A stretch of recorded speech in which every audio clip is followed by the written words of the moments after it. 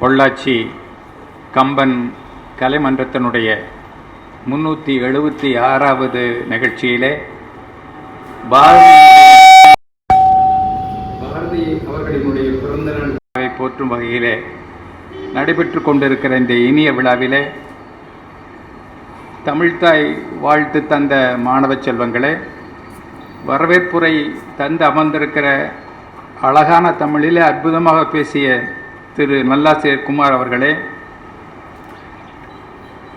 கொட்டுகிற மலையைப் போல, குற்றால அருவியைப் போல, தேர்ந்த இசையைப் போல, தெம்மாங்கு பாட்டைப் போல அழகாக பேச இருக்கிற சுடர்வொளி அவர்களே, இந்த விழாவிலே மிக ஒருங்கிணைப்பாளர் பொறுப்பை ஏற்று நல்ல முறையில் நடத்தி கொண்டிருக்கிற கலியுக கர்ணன் என்ற பெயரை பெற்றிருக்கிற அன்பிற்குரிய நட்பின் இலக்கணமாக இருக்கின்ற திரு சண்முகம் அவர்களே, தமிழிசை சங்கத்தினுடைய செயலர் பெருமைக்குரிய நண்பர் முன்னாள் சட்டமன்ற உறுப்பினர் சண்முகம் அவர்களே, கொடுத்து கொடுத்து சிவந்த கரங்களுக்கு சொந்தக்காரராக இருக்கிற பொள்ளாச்சி அரிமா சங்கத்தினுடைய தலைவர் திரு நாகராஜ் அவர்களே, பேரன்பிற்குரிய கம்பன் கலைமன்றத்தினுடைய பெருமக்கள் அவர்களே, உறுப்பினர் பெருமக்களே, உங்கள் அனைவருக்கும் இனிய மாலை வணக்கத்தை உரித்தாக்கிக் கொள்கிறேன். கனியிடையேறிய சுளையும் முற்றல் களையிடையேறிய சாரும் பனிமலரேறிய தேர்ந்தும் காற்று பாகிடையேறிய சுவையும் நனிபசு பொழியும் பாலும் தென்னை நல்கிடும் குளிரள நீரும் இனியன என்றாலும் கூட அதைவிட இனியனதாக இன்று இந்த விழாவிலே கலந்து கொள்வதை பெருமையாக கருதுகிறேன். வானம் இனிது, வானத்தில் இருக்கிற வண்ண நிலவு இனிது, மின்னி கண் சிமிட்டு மீன் குவியல் இனிது, வெளியெல்லாம் ஒளிபரப்பும் வெங்குதிரோன் வரவினிது, இந்த மன்றம் இனிது, மேடையில் அமர்ந்திருக்கிற பெரியோர்கள் இனிது, அமர்ந்திருக்கிற நண்பர் பெருமக்கள் இனிது, விருந்தர பெருமக்கள் அணிது, பெருமைக்குரிய அந்த பள்ளி குழந்தைகள் ஆசிரியர்கள் அனைவருக்கும் இனிதாக இந்த வாழ்த்துக்களை இந்த நேரத்தில் தெரிவித்துக் கொள்கிறேன். பெருமைக்குரிய இந்த கம்பன் கலைமன்றம் 94ஆம் ஆண்டிலிருந்து தொடங்கி இன்று வரை இடைவிடாது ஒவ்வொரு வாரமும் மிகச்சிறந்த ஒரு பணியை செய்து கொண்டிருக்கிறது. மனமாற போற்றி பாராட்டுகிறேன்.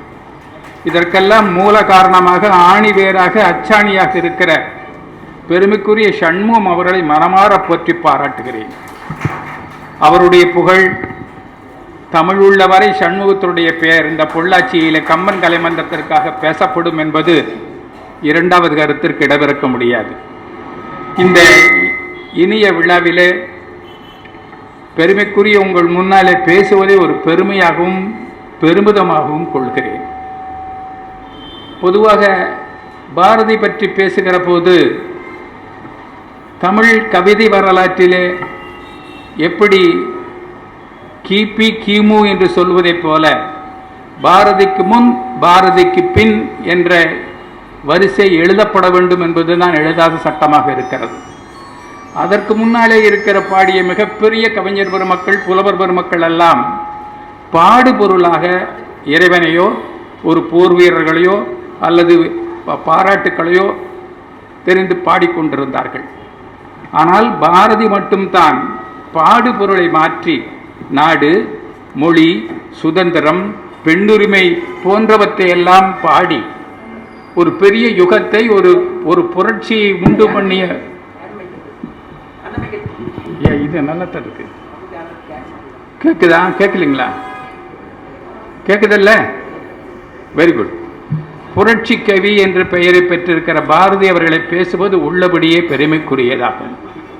பாரதியினுடைய பாட்டுக்கள் சாதாரண மனிதன் கூட புரிந்து கொள்ள முடியும்.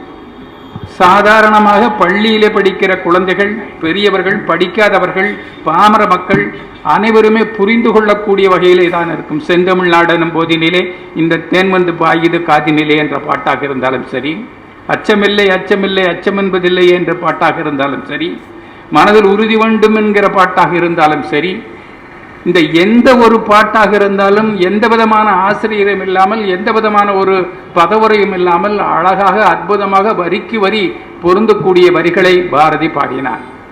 ஆனால் இதற்கு முன்னாலே இருக்கிற பெருமக்கள் எல்லாம் தமிழ் அழகான அற்புதமான தமிழிலே பாடியிருந்தாலும் கூட அது புரியும்படியாக இருக்காது. நான் உதாரணமாக ஒரு பாடலை சொல்லுகிறேன். ஒட்டக்கூத்தர் அவர்கள் பாடிய பாடல், விக்கா உக்கா வித்தா விப்போய் விட்டார் நட்டார் சுட்டூர் புக்கா ரிக்கா எத்தேடு ஐப்பாடு விட்டு இளக்காடச்சி வைப்பீர் நெப்பீர் என்று ஒரு பாடல் உண்டு. இது இது நடத்துவதற்கு, பாடம் நடத்துவதற்கு ஒரு தமிழாசிரியர் வேண்டும். அதை புரிந்து கொள்வதற்கு மாணவர்களுக்கு 5 பீரியடுகள் வேண்டும்.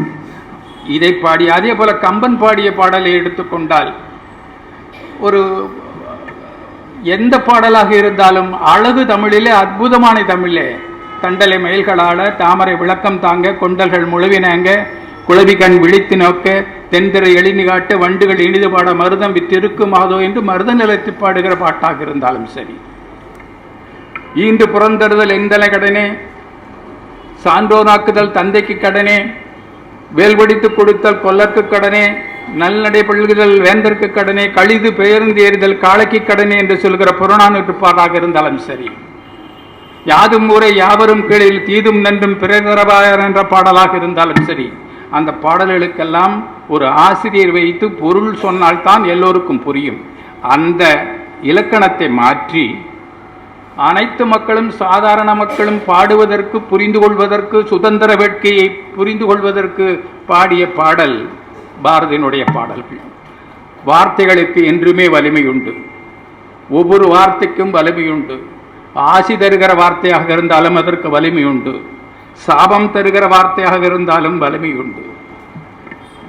இயேசு பிரானுடைய வார்த்தைகள் அன்பை போதித்தன. புத்தரனுடைய வார்த்தைகள் புரிந்தத்தை போர்த்தன. விவேகானந்தருடைய வார்த்தைகள் ஒரு வீர மாற்றத்தை உருவாக்க காரணமாக இருந்தன. திருவள்ளுவனுடைய வார்த்தைகள் வாழ்க்கையினுடைய நெறிமுறைகளை நெறித்து காட்டுகிற, வாழ்வியல் முறைகளை எடுத்து காட்டுகிற வார்த்தைகளாக இருந்தன.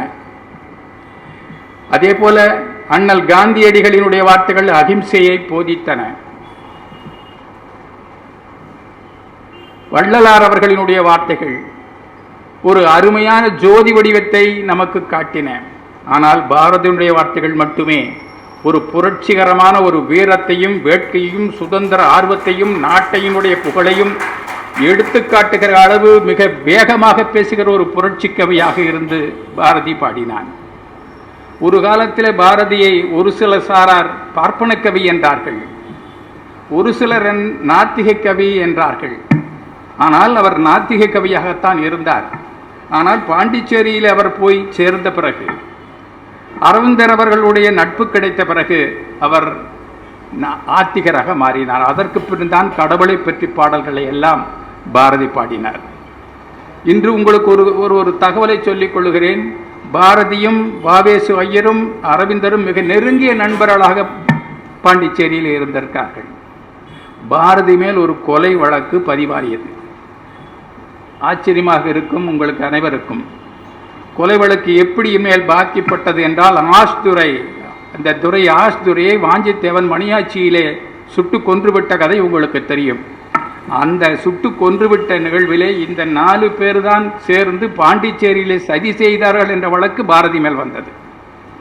அது பின்னர் நிரூபிக்க முடியாமல் போயிற்று. அந்த வகையிலே பாரதியை பற்றி ஒவ்வொரு மனிதனும் ஒவ்வொரு மக்களும் போற்றி புகழ்கின்ற அளவு இன்று பாரதியை பற்றி ஒவ்வொரு மனிதர்களும் தமிழ்நாட்டிற்குள்ளே பெருமை கொள்கிறார்கள். பாரத பிரதமர் பாரதியை பற்றி பேசுகிறார்கள், ஒவ்வொரு மக்களும் பாரதியை பற்றி பேசுகிறார்கள். ஒவ்வொரு பேச்சாளர்களும் பாரதியை மேற்கோள் காட்டாமல் பேசுவதற்கில்லை. பெருமைக்குரிய சுடர்வழி அவர்கள் அன்று அந்த சிற்பியினுடைய விழாவில் பேசினார்கள். அழகாக, அற்புதமாக ஒரு கவிஞன் ஒரு ஆச்சரியப்படுகிற அளவு மேடையில் பேசி பேசி பேசி ஒரு தலை சார்ந்த பேச்சாளர் பேசுகிற போது ஒரு இளம் கவிஞர் அவர்கள் பேசியது உள்ளபடியே பாராட்டும்படியாக இருந்தது. இவர்களைப் போல ஒரு கவிஞர்கள் உருவாக வேண்டுமென்றால் பாரதி அவர்கள் முன்னோடியாக இருந்தாலும் என்று கூட அது மிகையாகாது. அந்த வகையில் பாரதியை பற்றி நான் ஒரு முன்னறி மட்டும்தான் உங்களுக்கு தந்திருக்கிறேன். மிக விரிவாக, அழகாக, இதைவிட சிறப்பாக இன்னும் பாட்டு பாடி பேசுகிற பெருமை சுடர்வழி அவளுக்கு உண்டு என்று அந்த பாரதியை பேசுகிற பணியை நான் சுடர்வழியிடம் விட்டுவிடுகிறேன். இங்கே பெருமைக்குரிய அந்த மாணவ செல்வங்கள் அழகாக பாடினார்கள், அழகாக ஆடினார்கள். அந்த பள்ளியினுடைய ஆசிரியர் பெருமக்கள் இங்கே இருக்கிறார்கள் இருந்தால் தயவு செய்து இங்கே பக்கத்தில் வருமாறு கேட்டுக்கொள்கிறார். அந்த தலைமை ஆசிரியர், பரிசு பெறுகிற ஆசிரியர், பரிசு பெறுகிற ஆசிரியர்கள் சற்று முன்னாலே வந்து நிற்குமாறு கேட்டுக்கொள்கிறேன். ஒரு நிமிடம் உங்களை தரிசிக்க வேண்டும், உங்களை தரிசிக்க வேண்டும் என்பதற்கு, பார்க்க வேண்டும் என்பதற்காக அல்ல, உங்களை தரிசிக்க வேண்டும் என்பதற்காக, மற்றவர்களும் தரிசிக்க வேண்டும், நானும் பார்க்க வேண்டும் என்பதற்காகத்தான் உங்களை அற்புதமான பணி. அருமையாக நீங்கள் பயிற்சி தந்திருக்கிறீர்கள். உங்களுக்கு மிகச்சிறந்த பாராட்டுதல்கள். எதிர்காலத்தில் நீங்கள் மிகச்சிறந்த பணியை பெற வேண்டும் என்று வாழ்த்துகிறேன். ஆசிரியர் பணி அறப்பணி, அதற்கு உன்னை அர்ப்பணி என்று சொல்லுவார்கள். இந்த ஆசிரியர் பணிக்கு அர்ப்பணித்துக் கொண்டிருக்கிற அந்த பெருமக்களை மனமாற போற்றி பாராட்டுகிறேன்.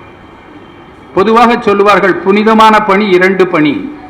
ஒன்று டாக்டர் உத்தியோகம், 2வது ஆசிரியருடைய உத்தியோகம். ஒரு உயிர் பிரம்மா படைக்கிறான். அந்த படைக்கிற உயிரை ஒருவேளை அது போகிற போது அதை தடுத்து நிறுத்தி மீண்டும் உயிர் தருகிற பணி புனிதமான பணி டாக்டர் பணி. ஆனால் ஒரு பிணமாக போவதை தடுக்கக்கூடிய பணி அந்த டாக்டருடைய பணி. ஆனால் ஆசிரியர் பெருமக்கள் அந்த குழந்தைகளினுடைய வளர்ச்சியிலே, குழந்தைகளினுடைய எழுச்சியிலே, குழந்தைகளினுடைய குணநலங்களை எல்லாம் வளர்த்து ஒரு புனிதமான நல்ல குடிமகனாக ஆக்குகிற பெருமை ஆசிரியர் பெருமக்களுக்கு உண்டு. இந்த 2 பணிகளிலே மிகச்சிறந்த பணி எது, முதல் பணி எது என்று சொன்னால் அது ஆசிரியர் பணியாகத்தான் இருக்க முடியும். காரணம், எந்த ஹாஸ்பிட்டல் வேணாலும் போங்க, அங்கே அழுகுரல் இருக்கும், வலி இருக்கும், பெற்றோருடைய முகத்திலே அல்லது அங்கே இருக்கிறவருடைய முகத்தில் ஒரு கவலை இருக்கும், ஒரு விசனம் இருக்கும், என்ன நடக்கப் போகிறதோ, எப்படி வரப்போகிறதோ என்று ஒரு பயம் இருக்கும். ஆனால் பள்ளி இருக்கிற குழந்தைகளுக்கு அந்த பயம் கிடையாது. ஆசிரியர்களை கண்டால் ஒரு தெய்வத்தை போல. அந்த பாவங்கள் இங்கே ஆசிரியர்களுக்கு இல்லை. ஆக ஆசிரியர்கள் தான் மிகச் சிறந்தவர்களாக போற்றி பாராட்டப்படுகிறார்கள். ஆசிரியர் தான்.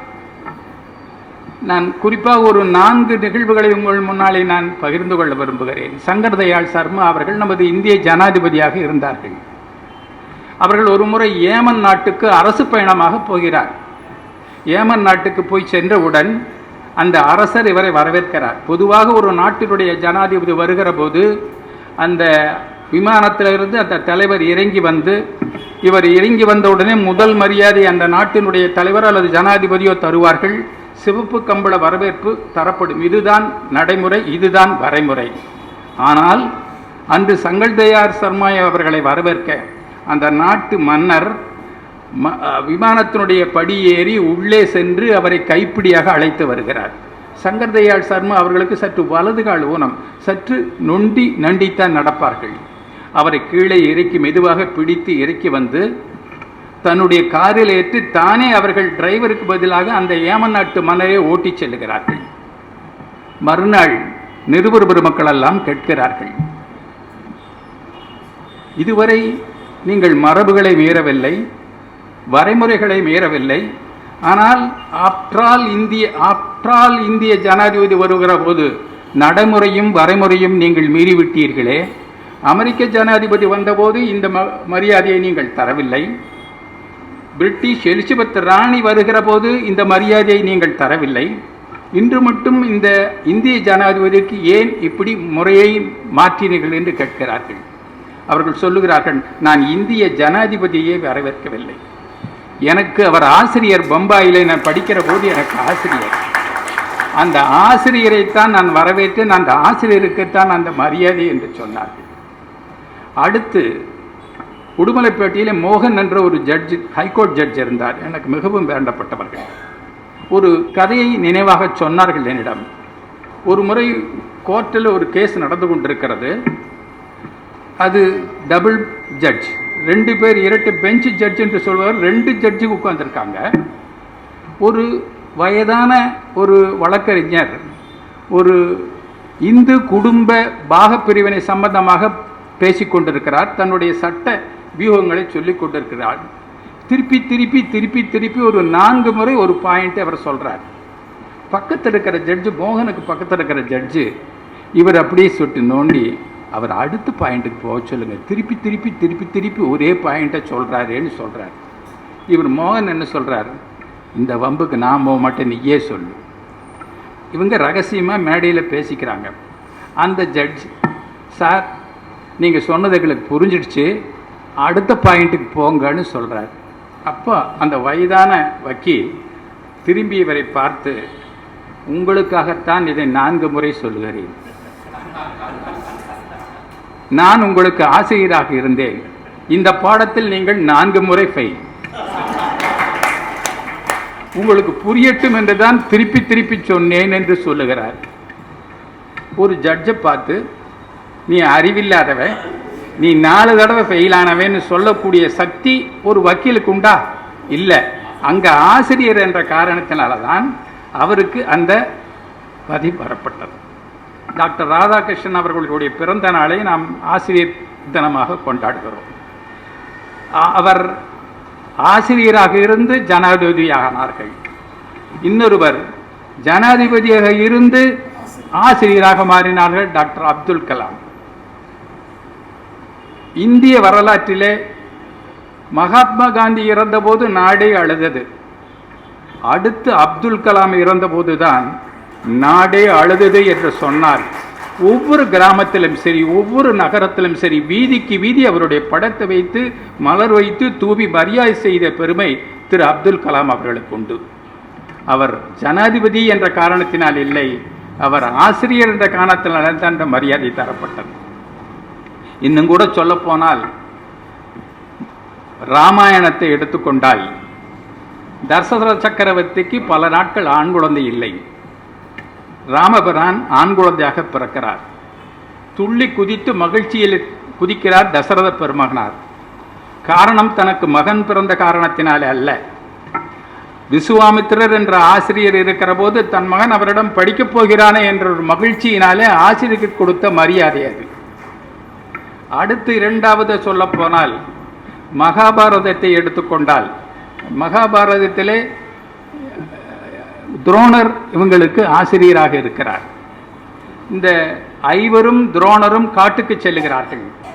காட்டுக்கு செல்லுகிற போது ஒரு வேடன் அம்பு விடுவதை பார்க்கிறார்கள். 8 மரங்களை அந்த அம்பு துளைத்து செல்கிறது. அவன் விடுகிற அம்பு 8 மரங்களையும் துளைத்து செல்கிறது. துரோணருக்கு ஆச்சரியம். பார்க்கிறார், கூப்பிடுகிறார், உன் பெயர் என்ன என்று கேட்கிறார். நான் ஏகலைவன் என்கிறான். உன்னுடைய ஆசிரியர் யார் என்கிறார். என் மானசீக ஆசிரியர் நீங்கள் தான் என்கிறார். அடுத்து இன்னொன்றையும் சொல்லுகிறார், எனக்கு சப்த கலை தெரியும் என்கிறார். அது துரோணருக்கு அது தெரியல, என்ன சப்த கலைன்னு தெரியல. அப்படின்னா என்னன்னு கேட்கிறார்.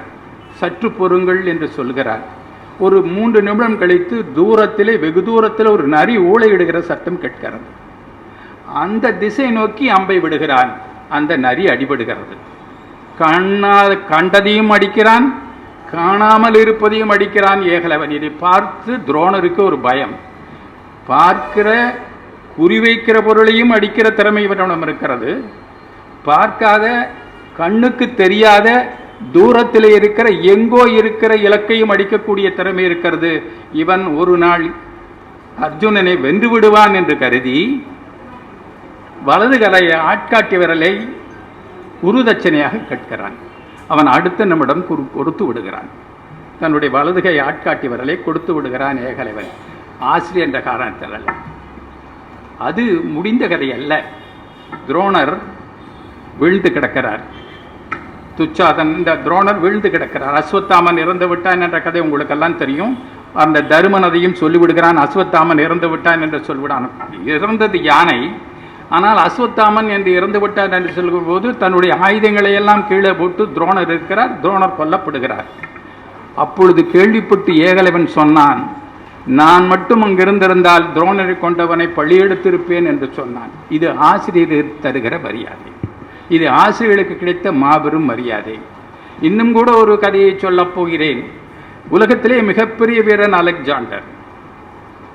அலெக்சாண்டருடைய ஆசிரியர் அரிஸ்டாட்டில். அரிஸ்டாட்டிலுடைய ஆசிரியர் பிளேட்டோ. பிளேட்டோவினுடைய ஆசிரியர் சாக்ரட்டிஸ். Socrates Plato, Aristotle. பல பேர் கேட்கிறார்கள், எப்படி இந்த உலகத்தை நீ வென்றாய், உலகத்தை வெல்லக்கூடிய சக்தி உனக்கு எப்படி கிடைத்தது என்று அலெக்சாண்டரிடம் கேட்கிறார்கள். நான் உலகத்திலே பிறப்பதற்கு காரணமாக இருந்தது என் தாயும் தந்தையும். என் பிறப்புக்கு காரணம் என் தாயும் தந்தையும். என் உலகை வெல்வதற்கு காரணமாக இருந்தவர் என்னுடைய ஆசிரியர் என்ற பெருமையை பெருமைக்குரிய அலெக்சாண்டர் கொடுத்ததாக வரலாறு சொல்லுகிறது. ஆக ஆசிரியர்களுக்கு கெடுகிற பெருமை நம்மையும் வாழ்த்துகிறது, மாணவர்களையும் வாழ்த்துகிறது. குறிப்பாக சொல்லப்போனால் இது பழங்கால ஆசிரியர்கள் இன்று அழகாக அற்புதமாக சொல்லிக் கொடுத்த ஆசிரியர்களை நான் மனமாற போற்றி பாராட்டுகிறேன். ஆனால் என்னுடைய வருத்தத்தையும் இந்த நேரத்தில் பதிவு செய்ய விரும்புகிறேன். இப்பொழுது வருகிற ஆசிரியர் பெருமக்கள் எல்லாம் அந்த தகுதியை, தன்னுடைய வளர்ச்சியை, தன்னுடைய திறமையை வளர்த்து கொள்ளவில்லை என்ற ஒரு ஒரு ஒரு ஒரு கசப்பான உண்மையை உங்கள் முன்னாலே சொல்லிக் கொள்ளுகிறேன். கடந்த ஒரு 10 நாளைக்கு முன்பாக ஒரு தமிழ் ஆசிரியை ரெஸ்யூம் கொண்டு வந்து என்கிட்ட கொடுக்குறாங்க. ஸ்கூலில் வேக்கன்சி இருக்குங்க, நான் 3 வருஷம் இந்த ஸ்கூலில் ஒர்க் பண்ணியிருக்கேன், ஹைஸ்கூலில் 3 வருஷம் இங்கே ஒர்க் பண்ணியிருக்கேன், எனக்கு 6 வருஷம் எக்ஸ்பீரியன்ஸ் ஆகியிருக்குது அப்படின்னாங்க. உட்கார சொல்லி, இந்த கெட்ட பழக்கம், இந்த வாத்தியார்களுக்கு ஒரு கெட்ட பழக்கம் இந்த கேள்வி கேட்குற பழக்கம். நான் 2 கேள்வி கேட்கலாமான்னு கேட்குறேன். ஏன்னா இது ஞாபகம் வந்து இவங்க தமிழ்தாய் வாழ்த்து நீராறும் கடலோடத்தை பாடும்போது என் மனசில் இது படுது. நீராறும் கடலோடத்தை எழுதுனது யாருன்னு கேட்டேன். என்ன நினைக்கிறீங்க அவர் சொல்லியிருப்பான், அந்த பொண்ணு சொல்லியிருப்பான்னு? ரவீந்திரநாத் தாகூர்னா. சார், நான் ஆச்சரியப்பட்டு சேரில் சாஞ்சு உட்காந்துருந்தேன். முன்ன டேனு கூட சொல்லிட்டேன். என்னம்மா இப்படி சொல்கிற? சார் பெங்காலி, அவர் எப்படி தமிழ்தாய் வாழ்த்து எழுத முடியும்? சார், ஐ எம் கரெக்டுங்க சார். அடுத்தது ஜனகணமனனுடைய டிரான்ஸ்லேஷன் தமிழ்தாய் வாழ்த்தனா, இது ஆசிரியர் சொல்லுகிறது. அடுத்த கேள்வி கேட்டேன், 50 காப்பியங்கள் எது எது தெரியாது. சிலப்பதிகாரம் எழுதினது யாரு தெரியாது. சிலப்பதிகாரத்தினுடைய பாட்டுடை தலைவன் யாரு தெரியாது. சீவக சிந்தாமணி எழுதினது யாரு தெரியாது. ராமாயணம் எழுதுறது யாருன்னு கேட்டேன், வால்மீகினா. தமிழில் எழுதுனது யாரு தெரியாது. கம்பராமாயணம் எழுதுனது யாருன்னு கேட்டேன், தெரியல. இது நடந்தது. 2 வருஷத்துக்கு முன்னாடி ஒரு ஆண் இதை சொன்னார், இதே பதில சொன்னார். 10 நாளைக்கு முன்னாடி இந்த பதில் ஒரு பெண் தமிழ் ஆசிரியை, தமிழ் படித்த, எம்ஏ படித்த, பிஎட் படித்த, 6 வருஷம் எக்ஸ்பீரியன்ஸ் தானே சொல்கிறாங்க. அடுத்து இன்னொரு அனுபவத்தையும் உங்களோடு பகிர்ந்து கொள்கிறேன். ஒரு history teacher MA B Ed assume கொடுக்குறார். இதே கெட்ட பழக்கம். உட்காருங்க, 2 கேள்வி கேட்கலாமா? கேட்கலாம். சூயஸ் கனால் எங்கே இருக்குது? தெரியல. நன்னம்பிக்கை முனைன்னு ஒன்று இருக்குமே, நீங்கள் படிச்சிருப்பீங்க. 7ஆம் வகுப்பு 8ஆம் வகுப்புல வாஸ்கோ ட காமா அங்கே வந்துட்டு தான் இந்தியா வந்தாருன்னு இருக்குமே, எங்கே இருக்குது? தெரியல. சரி, அவருக்கு உலகத்தை பற்றி தெரியல. இந்தியாவினுடைய தென்கோடி முனைக்கு பேர் என்ன? இமயமலை. இந்தியாவை சுற்றி இருக்கிற அந்த 3 கடலுக்கு பேர் என்ன? Arctic ocean, Antarctic ocean, Pacific ocean. இதுவும் நடந்தது. ஆசிரியர்கள் என்னுடைய வருத்தத்தை ஏன் இங்கே பதிவு செய்யறேன்னா, தன்னை பக்குவப்படுத்திக் கொள்ளாமல், தயார்படுத்திக் கொள்ளாமல் முன்னால் மாணவர்கள் எப்படி இவர்களை மதிப்பார்கள்? நான் சொல்லுகிற அந்த பழைய கதை இப்பொழுதும் ஆசிரியர் பெருமக்களில், எல்லா ஆசிரியர் பெருமக்களையும் நான் குறியிட்டு சொல்லவில்லை. ஒரு சில ஆசிரியர்கள் மட்டும்தான் தன் குறைகளை, வேலை கிடைச்சா போதும், பவுடர் கலையாமல் பள்ளிக்கூடத்துக்கு வந்து பவுடர் கலையாமல் வீட்டுக்கு போகணும்னு நினைக்கிற ஆசிரியர்கள் அதிகம். அது மட்டும் இல்லை, கல்யாணமாகாத பொண்ணு வீட்டில் இருந்தால் கல்யாணம் ஆகிற வரைக்கும் நீ பள்ளிக்கூடம் போயிட்டு வா, அவங்க பொழுதுபோக்குக்காக காலையில் வந்து சாயந்தரம் திரும்புகிற நிலை நடந்து கொண்டிருக்கு. நல்ல திறமையான எக்ஸ்பர்ட் டீச்சர்ஸ் கிடைப்பது மிக மிக அரிது. தேடி தேடி தேடி பிடிக்க வேண்டி இருக்கிறது. அந்த அளவு இந்த ஆசிரியர்களுடைய நிலை தவறிவிட்டது, குறைந்துவிட்டது. பெருமைக்குரிய இந்த ஆசிரியர் பெருமக்கள் எல்லாம் உன்னதமான உயர்ந்த மிகச்சிறந்த பயிற்சி பெற்ற ஆசிரியர் பெருமக்கள். அந்த கிராமத்து பெண்களுக்கே இவ்வளவு அழகாக சொல்லி கொடுத்திருக்கிறார்களே, இவரிடம் ஒரு நகரப்புறத்தில் இருக்கிற பெண்கள் கிடைத்தால் எவ்வளவு அழகாக சொல்லி இருப்பார்கள் என்பதையும் யூகித்து பார்க்கிறோம். அந்த பாடுகிற பாட்டாக இருந்தாலும் சரி, ஆடுகிற ஆட்டமாக இருந்தாலும் சரி, அதனை அபிநயங்களாக இருந்தாலும் சரி, அதை செய்து முடிக்கிற பெருமை அந்த மாணவ செல்வங்களுக்கு உண்டு. இந்த கம்பன் கழகம் பெருமைக்குரிய இந்த சிறப்பான ஆசிரியர்களையும் சிறப்பான பள்ளிகளையும் அழைத்து கௌரவப்படுத்தது உள்ளபடியே கல்விக்கு செய்கிற மிகப்பெருமை. இதிலே நான் முக்கியமாக பாராட்ட விரும்புவது திரு சண்முகம் அவர்களை. ஒரு நட்புக்கு இலக்கணமாக இருக்கிற, உயர்ந்த குணங்களினுடைய ஒட்டுமொத்தமாக சாராக இருக்கிற, கனிகளை மட்டுமே கொடுக்க தெரிந்த கற்பக விருட்சமாக இருக்கிற, அன்பு பூ பூக்கும் ஆனந்த நந்தவனமாக இருக்கிற திரு சண்முகம் அவர்களை மனமாற போற்றி பாராட்டுகிறேன். உங்களை வானசூரியன் வம்சத்திலே பிறந்த ஞானசூரியன் என்று சொன்னாலும் அது மிகையாகாது. அந்த சிறப்புகளும் பெருமைகளும் திரு சண்முகம் அவர்களுக்கு உண்டு. காரணம் ஒவ்வொரு முறையும் நிகழ்கின்ற நிகழ்வுக்கு, இங்கே ஆகின்ற செலவுக்கு தன் குடும்பத்திலிருந்து தன் பாக்கெட்டிலிருந்து செலவு பண்ணுகிற மனிதர்கள் எத்தனை பேர் உலகத்தில் இருக்கிறார்கள். சந்தா வாங்கி வசூல் செய்து அதில் செலவு பெறுகிறவர்கள் அதிகம். வசூலே செய்யாமல், சந்தாவே வாங்காமல் இந்த ஒவ்வொரு மாதமும் இந்த விழா நடத்தி கொண்டிருக்கிற இந்த பெருந்தகையாளரை பாராட்டுகிறேன். ஏன் இப்படி செலவு செய்கிறீர்கள் என்று கேட்காத அவருடைய மனைவியும் போற்றி பாராட்டுகிறேன். இவர் குழந்தைகள் அமெரிக்காவிலே இருக்கிறார்கள்.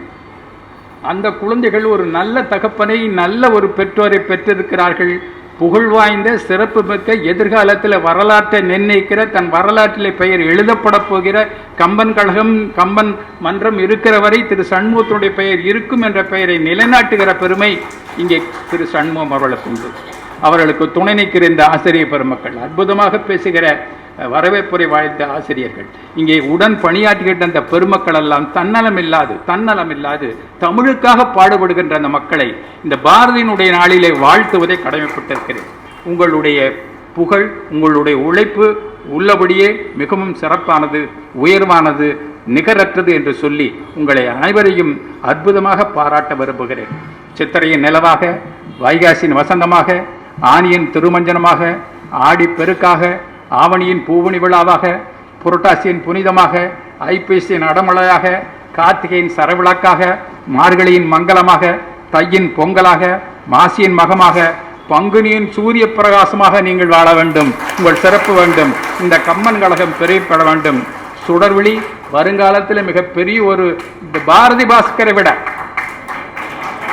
ஒரு மேடை பேச்சில் ஒரு சிறந்த எதிர்கால நட்சத்திரம், ஒரு துருவ நட்சத்திரமாக வாழ வேண்டும் சொல்லி கொடுத்து சிவந்த கரங்கள் நாகராஜன். இப்போ இந்த 100 ரூபா கொடுத்தாருல, எங்கே போனாலும் ஆயிரமாக அள்ளி தருகிற பெருமை. அன்னதானம் செய்கிறதுல மிகப்பெரிய பெருமை. ஒவ்வொரு நாளும் எத்தனாவது அன்னதானம் இது? 167வது அன்னதானத்தை செய்து கொண்டிருக்கிறார்கள். அது 300 பேருக்கு. Very good. 300 பிரதேசத்துக்கும் அன்னதானம் செய்கின்ற. பொதுவாக சொல்லுவார், கார்த்திகைக்கு பின் மழை இல்லை, கர்ணனுக்கு பின் கொடை இல்லை என்பார்கள். அது மாற்றிக்கலாம். கார்த்திகைக்கு பின் மழை உண்டு, கர்ணனுக்கு பின்னும் கொடை உண்டு என்று சொல்லி பாட்டுகிறார்.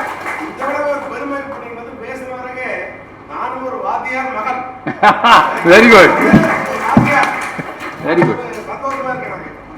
அதே போல சண்முகத்தையும் அவரையும் பாராட்டுகிறேன். 24 மணி நேரம் தமிழிசை சங்கத்தை வளர்த்த வேண்டும் ஒரு குறிக்கோளோடு வீட்டிலே இருக்கிறதில்ல. காலையில் 9 மணிக்கு புறப்பட்டா நைட் 10 மணிக்கு தான் வர்றார். அந்த அளவு தன்னலமில்லாத, சுயநலம் இல்லாது, தன்னலமில்லாத பிறநலத்துக்காக, பொதுநலத்துக்காக யார் பாடுபடுகிறார்களோ அவர்களெல்லாம் மகான்கள் என்று சொல்லுவார்கள். தன்னலமில்லாமல் பிறநலத்துக்காக, பொதுநலத்திற்காக பாடுபடுகிற யாராக இருந்தாலும் அவர்கள் மகான் எண்கள் குறிக்கப்படுவார்கள். இவர்களை மகான் என்று குறிப்பதிலே தவறில்லை. ஆக என்னுடைய விருப்பமெல்லாம் இங்கே நான் மேடையிலே வாழ்த்துகிறேன், நீங்கள் மனதார வாழ்த்துகிறீர்கள்.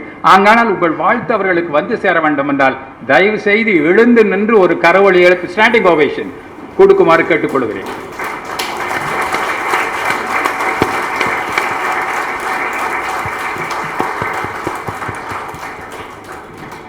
அனைவருக்கும் நன்றி.